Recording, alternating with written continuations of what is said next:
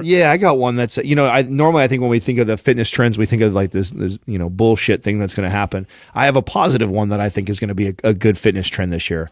I think the movement of, doing things like as far as fitness related, this idea of like you have to go to a gym and get a workout in and have a membership and sweat, in this on a treadmill. And I think that's going to slowly go away, and more people will find more creative ways to get in shape, and start training at home. And I think I think it's obvious that the home gym surge of like equipment is like through the roof, right? It's going to keep going. I think so too. Yeah. And I think more and more people are actually having, and this is including myself.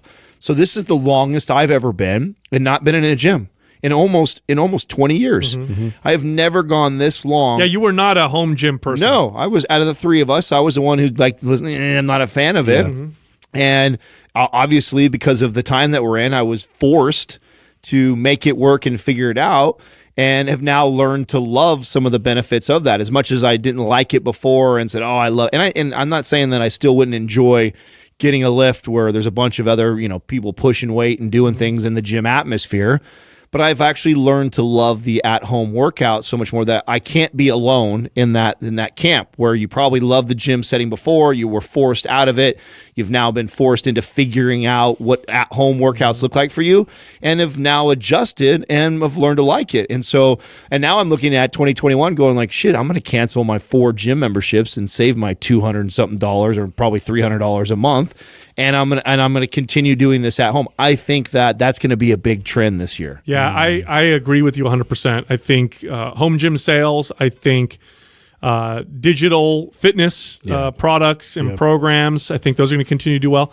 I think also that the demand for fitness is going to go up. We saw it dip, right? Gyms closed, people freaking out, eating more crappy food. That's another good call. Drinking more alcohol. I think that this is my own belief. I think that we're going to start to reach a breaking point where a lot of people are like, okay, I needed to do something to take care of myself. And I think you're going to see that more this year than you have in previous years. How could we not when you connect all the COVID stuff? Yeah. I mean, when you look at the number one cause of fatality from COVID, it's people that are obese, heart conditions, all the things that are preventative if we were dieting and training. So you got to think that there's a big portion of people that are probably waking up. I know there's a large portion of people that are like locking themselves in their home and not going anywhere, not getting sunlight, not socializing, not doing that in fear of COVID. Then I think there's another big portion of people that realize like, oh shit, like one of the best things that I can do to prevent this, or at least mitigate it if it does come my way, is to be healthy. I think that's human behavior, because look at it this way. I have friends that have served time in prison, and the time that they were most consistent with their workout was in prison. Why? You have some sketchy friends. It's a few.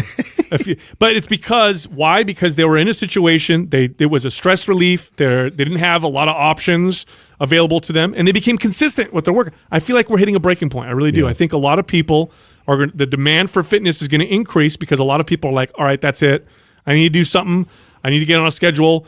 Things are not open like they normally were. I think it's top of mind. I think it's top of mind because people, I think it's both, like it's sort of the other end of the sword of that, is that it's bringing people back to wanting to get into healthier habits and protect themselves and build, a more resilient body. And I don't know if it's been announced or not. I know Apple's working on, ways to compete with Peloton and all these kind of digital like platforms and things. But I really see, we're going to see some of these big companies jump into the ring here and create experiences like we haven't seen before, where it's going to connect to the watch and like you're going to get points for all this and all these things like they've speculated about forever in the digital health space. I think are like, and they're going to double, triple down on them to where, you could earn points and then that goes to your insurance and, things like that. It can lower costs for things. Like there's going to be incentives, I think, within workplaces and stuff. I think it's like finally